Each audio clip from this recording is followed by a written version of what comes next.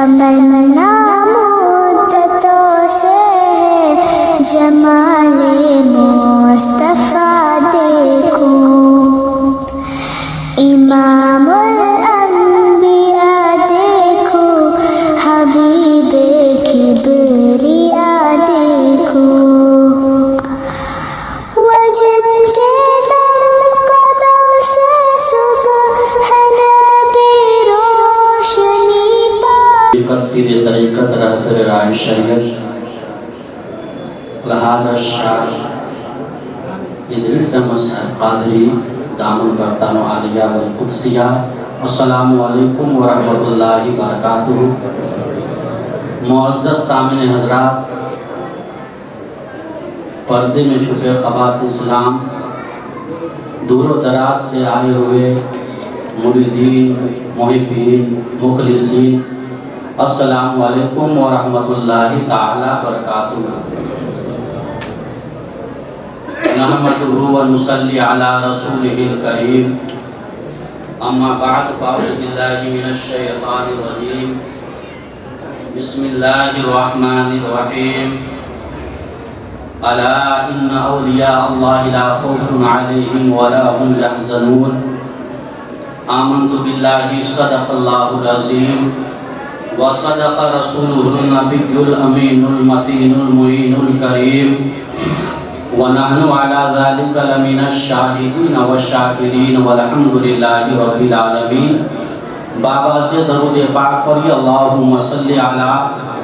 سیدنا و شفیعنا حبیبنا مولانا محمد بارک وسلم۔ صلو علیہ صلاۃ و سلام علیک یا رسول اللہ، صلو علیہ صلاۃ و سلام علیک یا نبی اللہ صلی اللہ تعالی علیہ وسلم۔ غوث اعظم بمنے بے سر و ساما مدد، غوث اعظم بمنے بے سر و ساما مدد، قبلہ دی مدد کعبہ ایمان مدد، بغیر افتادہ کشتی مدد کن یا معین الدین چشتی۔ جس تجربے علم ہے تو علم کا دیوانہ بن، جس تجربے علم ہے تو علم کا دیوانہ بن، علم کے دیوانوں کو ملتی ہے دولت علم کی، علم کے دیوانوں کو ملتی ہے دولت علم کی۔ حضرات، اللہ تبارک و تعالی اپنے خاص فضل و کرم عطا کرتا ہے، اور اللہ رب العزت جب اپنے خاص فضل و کرم عطا کرتا ہے، اپنے بندے سے جب خوش ہوتا ہے تو نور و رحمت کی بارش عطا کرتا ہے، اور جب اللہ کے محبوب، اللہ کے ولی جب اپنے مریدوں پہ خاص نگاہیں کرم ڈالتا ہے، نگاہیں جو ولی ہوتے ہیں اپنے بندوں پہ اگر وہ ایک مرتبہ ڈال دے تو ان کی زندگی اور آخرت، دنیا آخرت دونوں سنور جاتی ہے۔ اللہ تبارک و تعالیٰ نے اپنے اولیاء اکرام کو وہ عطا کیا ہے پاور، جو اپنے وقت کے بہت بڑے بڑے اللہ کے ولی اس دنیا میں تشریف لائے، اپنے وقت کے بڑے بڑے بادشاہ اس دنیا میں تشریف لائے، اپنے وقت کے مجدد اس دنیا میں تشریف لائے، اپنے وقت کے محدثین اس دنیا میں تشریف لائے۔ لیکن حضرات محترم، وہ زمانہ تھا جس زمانے میں ہمارے اور آپ کے بڑے پیر، روشن ضمیر حضور سیدنا غوث اعظم رضی اللہ تعالی عنہ کو اللہ تبارک و تعالی اس دنیا میں مبعوث فرمایا اور بتا دیا، الا ان اولیاء اللہ لا خوف علیہم ولا هم یحزنون، کہ یہ وہ اللہ کے ولی ہیں جن کو نہ کوئی غم ہوتا ہے نہ کوئی خوف ہوتا ہے۔ اللہ تبارک و تعالی اپنے ولیوں کو وہ کرامات، وہ ولادت عطا کرتا ہے جس کے ذریعے سے اللہ ارشاد فرماتا ہے کہ ہمارے ولیوں کو وہ ہم نے پاور عطا کیا ہے، وہ ہم نے علم لدنی عطا کیا ہے، وہ ہم نے ولادت عطا کر دی ہے، جو ہم اس دنیا کو اپنے نگاہ کے جو ہے روشنی سے دیکھتے ہیں، لیکن اللہ کے جو ولی ہوتے ہیں، اللہ کے جو محبوب ہوتے ہیں، اللہ کے جو دوست ہوتے ہیں، ان کے پیارے ہوتے ہیں، وہ اپنے نگاہ سے نہیں بلکہ وہ اپنی جو ہے علمی جو ہے ولایت سے، اپنی نگاہ سے پوری دنیا کے کائنات کا مشاہدہ کرتے ہوئے نظر آتے ہیں۔ اور اگر غوث اعظم کو اللہ تبارک و تعالیٰ نے وہ علم عطا کیا ہے جس کو اللہ تبارک و تعالیٰ کسی ولی کو عطا نہیں کیا، اللہ تعالیٰ نے ارشاد فرمایا کہ ہم نے غوث اعظم کو ایسا مرد پیدا کیا جو ہم نے کوئی ولی کو پیدا ہی نہیں کیا۔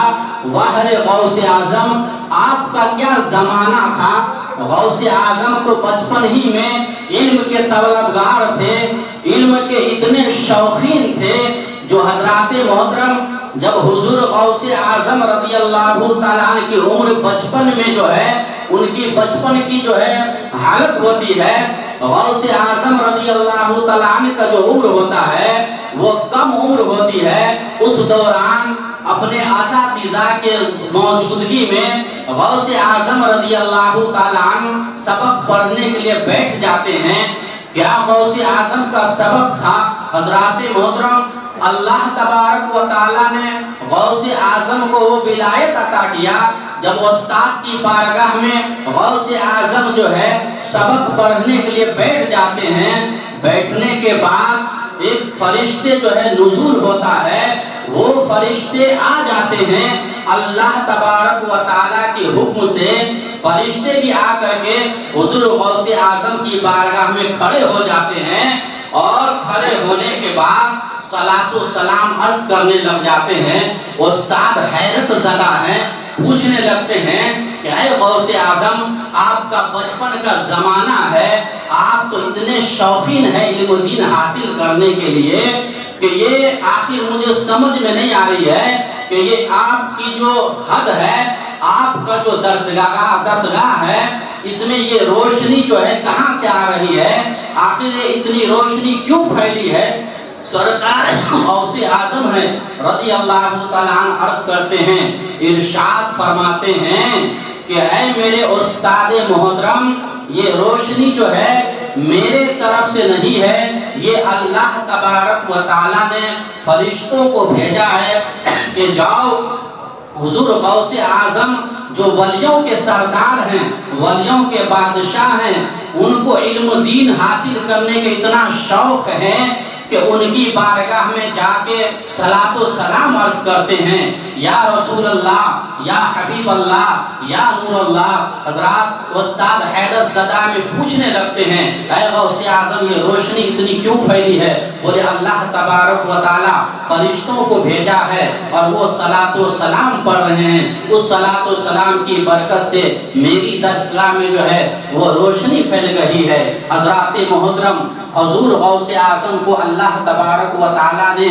ایسا پاور عطا کیا، ایسی ولایت عطا کی ہے، جن کے بارے میں اللہ کے محبوب سرور کائنات صلی اللہ تعالیٰ علیہ وسلم نے ارشاد فرمایا کہ تمام ولیوں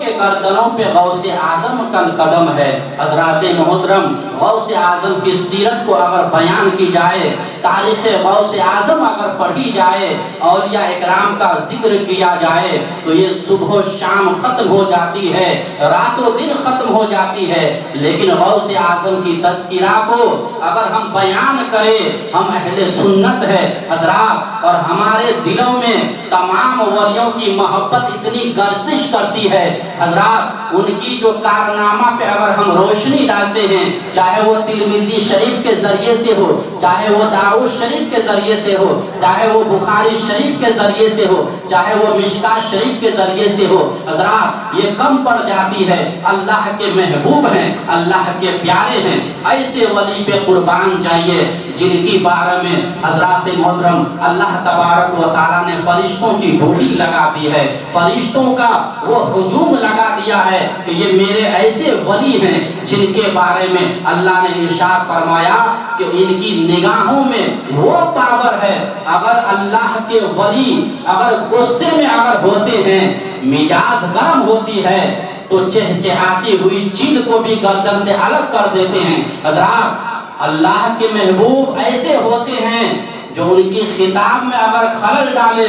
تو چیل جیسے جانوروں کو گردنوں سے دھر سے الگ کر دے۔ حضرات، ایسے پیران پیر روشن زمین کی ذکر ہے، ایسی محفل ہے جس محفل میں ہم اور آپ بیٹھ کے اپنے پیر و مرشد کی بارگاہ میں زان و ادب طے کر کے ہم کچھ فیض و برکات حاصل کرنے کے لیے حلقے میں تشریف لاتے ہیں، حضرت کی زیارت سے فیض یاب ہوتے ہیں، اور ہم جو پورے مہینے ہماری جو دل کی جو جنگ ہوتی ہے، ہم سے جو گناہ ہوتا ہے، وہ ہم اپنے پیر و مرشد کی بارگاہ میں آ کے ذکر و اذکار کر کے اللہ تبارک و تعالیٰ کی محفل سجا کے رسول اللہ کی محفل میں ذکر و اذکار کر کے غوث اعظم کی کرامات کو بیان کر کے ہم اپنے سینے میں عشق نبی کا مدینہ بنانے آتے ہیں۔ غوث اعظم کی جو ہے وہ جھلک ہمارے سینے میں آنی چاہیے، ان کی جھلک ہماری پیشانی میں آنی چاہیے۔ حضرات محترم،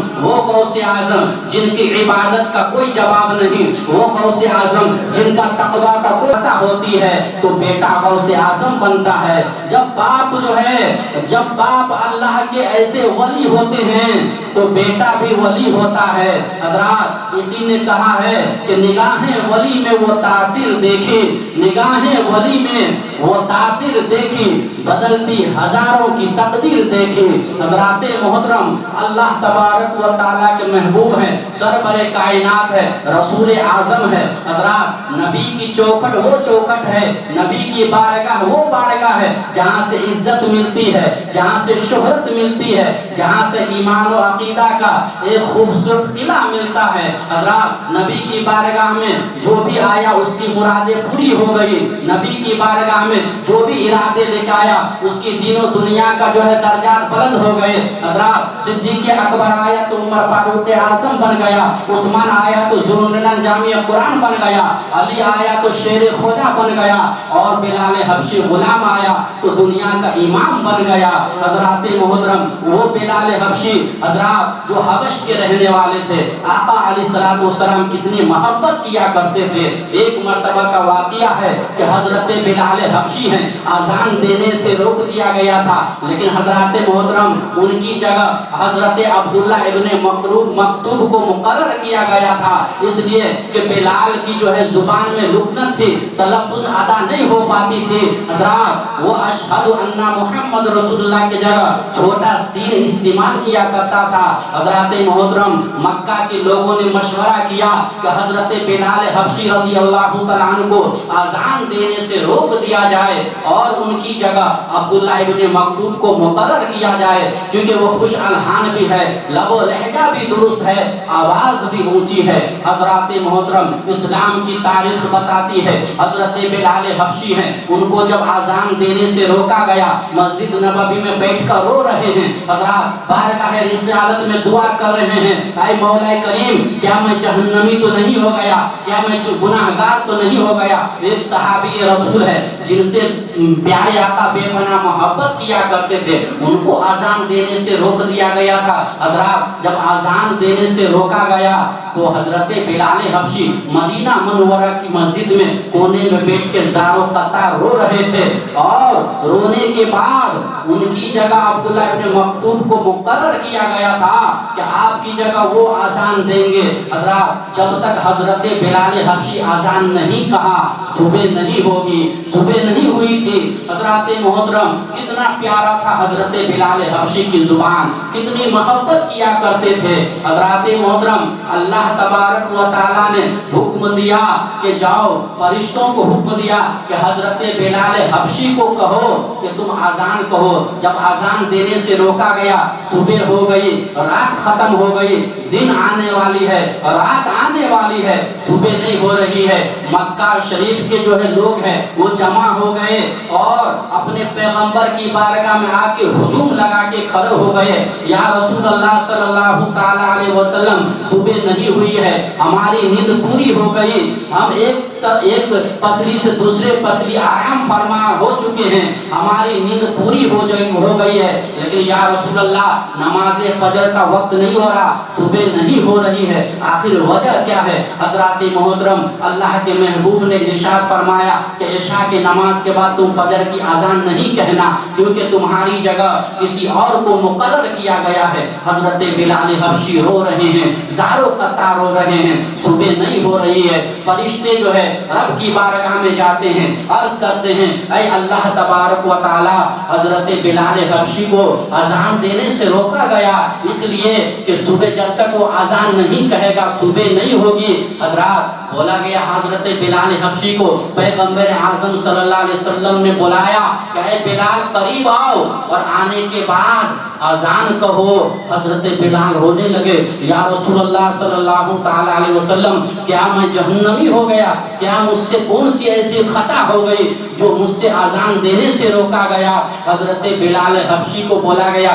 نہیں نہیں بلال, تم جہنمی نہیں بلکہ تم جنتی ہو, اذان کہو. حضرت بلال حبشی ہے جب اذان پکارتے ہیں حی علی الصلاۃ حی علی الفلاح, آؤ کامیابی کی طرف, آؤ کامیابی کی طرف, آؤ نماز کی طرف. حضرات محترم جیسی اذان بلال حبشی کہتے ہیں اور مدینہ منورہ میں جو ہے کوہرام مچ جاتی ہے, شور و غل مچ جاتے ہیں, صبح ہوتی ہے, نماز فجر کی تیاری کرنے لگ جاتے ہیں. اور حضرت بلال حبشی جو ہے وہ اذان دینے کے بعد رسول پاک کی بارگاہ میں آتے ہیں, آنے کے بعد عریضہ پیش کرتے ہیں, یا رسول اللہ صلی اللہ تعالی علیہ وسلم, کیا میں جہنمی ہوں یا جنتی؟ میرے آقا نے بلال کو سینے سے لگایا کہ اے بلال سنو سنو, تم جہنمی نہیں بلکہ تم جنتی ہو.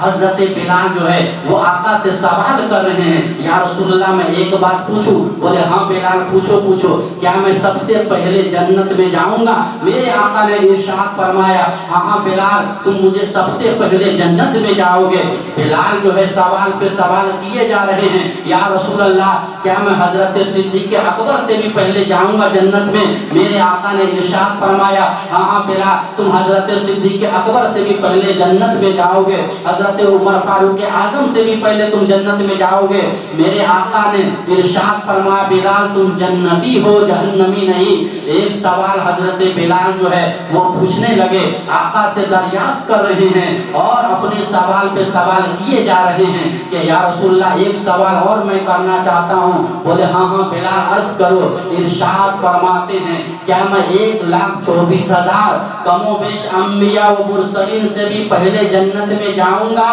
میرے آقا نے ارشاد فرمایا, بخاری شریف, ترمذی شریف, ابو داؤد شریف کی حدیث پاک موجود ہے, صحابہ اکرام ہے جو آقا علیہ الصلوۃ والسلام بے پناہ محبت کیا کرتے تھے, وہ مؤذن رسول تھے, رسول کے زمانے میں, نبی کے زمانے میں اذان پکارا کرتے تھے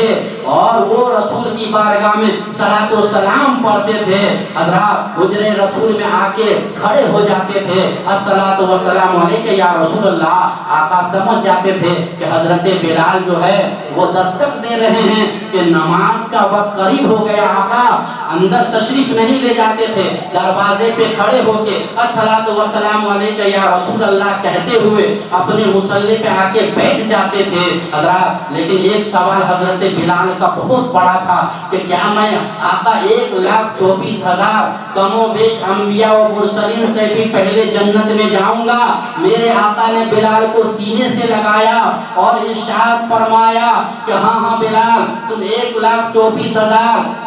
کم و بیش انبیاء و مرسلین سے بھی جنت میں جاؤ گے. بلال مسکرانے لگے اور خوش ہونے لگے, عرض کرتے ہیں یا رسول اللہ وہ کون سا ٹائم ہوگا, وہ کون سا زمانہ ہوگا؟ حضرت بلال نے کہا آقا لوگ ہمیں کیا کہیں گے کہ 1,24,000 کم و بیش انبیاء مرسلین سے بھی پہلے غلام جو ہے جنت میں جائیں گے. آقا علیہ الصلوۃ والسلام مجھے سمجھ میں نہیں آتا.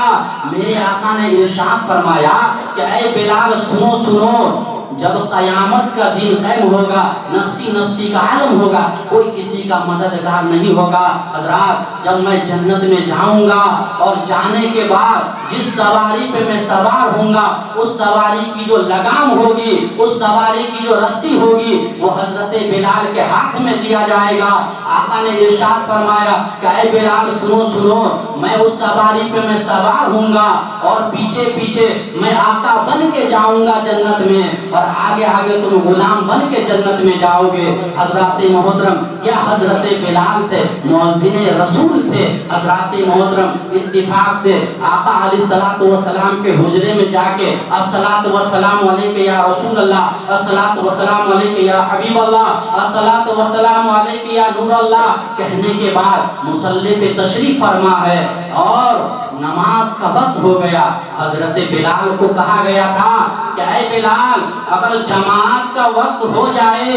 تو تم کسی کا انتظار نہ کو کرنا، اگر جماعت کا ٹائم قریب آ جائے تو کسی کا انتظار نہیں کرنا، تم تکبیر کے لیے کھڑے ہو جانا۔ حضرات ایک اتفاق سے وقت تھا، اچانک ایسا ایک واقعہ آیا حضرت بلال کے سامنے، اور اس واقعہ کو ایسا بیان کیا گیا کہ جب حضرت بلال حبشی رضی اللہ تعالی عنہ مصلی پہ آ کے تشریف فرما ہے اور جیسی تکبیر کے لیے کھڑے ہوتے ہیں جماعت کا وقت قریب ہو گیا، اور حضرت بلال کو منع کیا تھا کہ تم میرا بھی انتظار نہیں کرنا۔ اے بلال حبشی، اتفاق سے حجر رسول سے جو ہے رسول پاک صلی اللہ تعالی علیہ وسلم تشریف نہیں لائے، اور صلاۃ و سلام کہنے کے بعد اپنے مصلی پہ آ جاتے ہیں، اور جب وقت جماعت کی آتی ہے تو حضرت بلال حبشی کھڑے ہو جاتے ہیں۔ اللہ اکبر اللہ اکبر اللہ اکبر اللہ اکبر، اشہد ان لا الہ الا اللہ اشہد ان لا الہ الا اللہ اشہد ان محمد رسول اللہ اشہد ان محمد رسول اللہ، حی علی الصلاۃ حی علی الصلاۃ حی علی الفلاح حی علی الفلاح۔ جیسے ہی حی علی الفلاح پہ پہنچے میرے آقا علیہ الصلوۃ والسلام ایک قدم مبارک جو ہے وہ آسمان پہ تھا اور دوسرا قدم مبارک مصلی رسول پہ تشریف فرما تھے۔ پوچھا گیا یا رسول اللہ آپ کہاں تھے؟ تو آقا علیہ الصلوۃ والسلام نے حضرت بلال حبشی سے عرض کیا کہ اللہ تبارک و تعالیٰ کی بارگاہ میں میٹنگ ہو رہی تھی، آپ جیسے ہی تکبیر کے لیے کھڑے ہو گئے فرشتے جا کے بارگاہ میں عرض کرتے ہیں یا رسول اللہ جماعت کا وقت ہو گیا۔ جیسے اتنا سننا تھا میرے آقا کا قدم ایک آسمان پہ ہے دوسرے مصلی پہ تشریف فرما ہے۔ ایسے محبت رسول ہوتے ہیں، ایسے اللہ کے نبی ہوتے ہیں، ایسے اللہ کے ولی ہوتے ہیں۔ حضرات جب نبیوں کا مہر نبوت لگا کے نبیوں کا دروازہ بند کیا اللہ تعالیٰ نے تو حضرت غوث اعظم سے چالو کیا ولیوں کا دروازہ۔ جو نبیوں کا دروازہ تو بند ہو سکتا ہے لیکن ولیوں کا دروازہ بند نہیں ہو سکتا۔ حضرات محترم، اللہ ارشاد فرماتا ہے الا ان اولیاء اللہ لا خوف علیہم ولا هم یحزنون۔ اللہ کے جو ولی ہوتے ہیں نہ کوئی ان کو غم ہوتا ہے نہ خوف ہوتے ہیں، اس لیے اللہ ارشاد فرماتا ہے کہ میں اللہ تبارک و تعالی ان کے مزار اقدس میں رزق پہنچا رہا ہوں۔ درود پاک پڑھیے اللہم صلی علی سیدنا و شفیعنا حبیبنا مولانا محمد بارک وسلم صلو علیہ صلاۃ و سلام علیک یا رسول اللہ۔ ایک مطلع دو شعر حضور غوث اعظم کی بارگاہ میں پہنچا رہا ہوں، سماعت کرے، مسکرا کے بولیے یا رسول اللہ،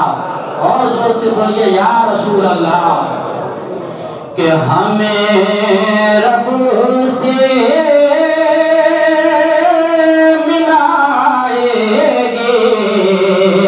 محبت غوث اعظم کی، ہمیں رب سے ملائے گی محبت غوث اعظم کی، ہمیں رب سے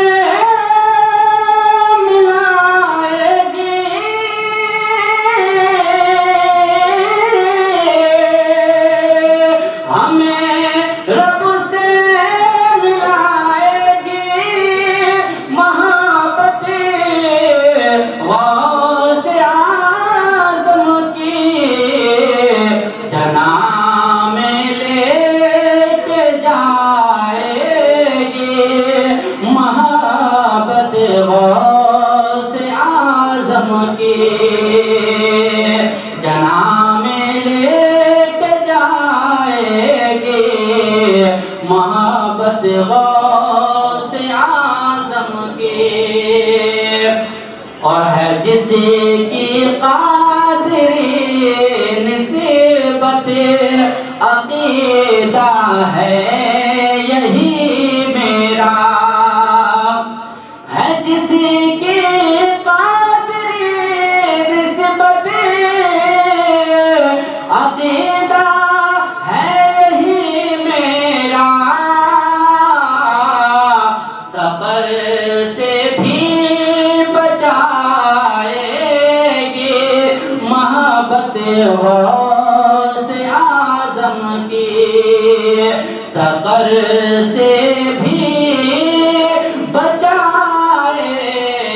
گی محبت غوث اعظم کی اور رہوں میں قادری بن کر مریدوں میں قادری بن کر رہو میں قادری بن کر مریدوں میں قادری بن کر مجھے اعلیٰ بنائے گی محبت غوث اعظم کی مجھے اعلیٰ بنائے گی محبت غوث اعظم کی ایک شعر میں تاریخ کے حوالے سے پہنچا رہا ہوں مسکرا کے بولے سبحان اللہ کہ ہمارے ہاتھ میں ہے دامن غوث الورا دیکھو ہمارے ہاتھ میں ہے دامن غوث الورا دیکھو ہمارے ہاتھ میں ہے دامن غوث الورا دیکھو خدا سے بخشوائے گی محبت غوث اعظم کی خدا سے بخشوائے گی محبت غوث اعظم کی جو نکاح ہے دیوانہ ہر گھڑی یہ کہتا ہے جو نکاح ہے دیوانہ وہ ہر گھڑی یہ کہتا ہے کہ مقدر جگمگائے گی محبت غوث اعظم کی مقدر جگمگائے گی محبت غوث اعظم کی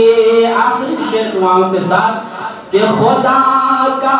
فضل ہے نوری میں ہوں قادری واللہ خدا کا فضل ہے نوری میں ہوں قادری واللہ خدا کا فضل ہے نوری میں ہوں قادری واللہ کہ لحد میں کام آئے گی محبت غوث اعظم کی قبر میں کام آئے گی محبت غوث اعظم کی اللہ تبارک و تعالی ارشاد فرماتا ہے الا ان اولیاء اللہ لا خوف علیہم ولا هم يحزنون، اللہ کے ولیوں کو نہ کوئی غم ہے نہ کوئی خوف ہے۔ حضرات محترم، اللہ تبارک و تعالی کی بارگاہ میں دعا ہے کہ ہمیں اپنے غوث پاک کے صدقے سے ہماری زندگی و آخرت سنور جائے، ہمارے پیر مرشد کی نگاہ کرم ہو، ہماری زندگی ہمارے عقبہ بھی سنور جائے۔ وآخر دعوانا الحمدللہ رب العالمین۔ السلام علیکم ورحمۃ اللہ وبرکاتہ۔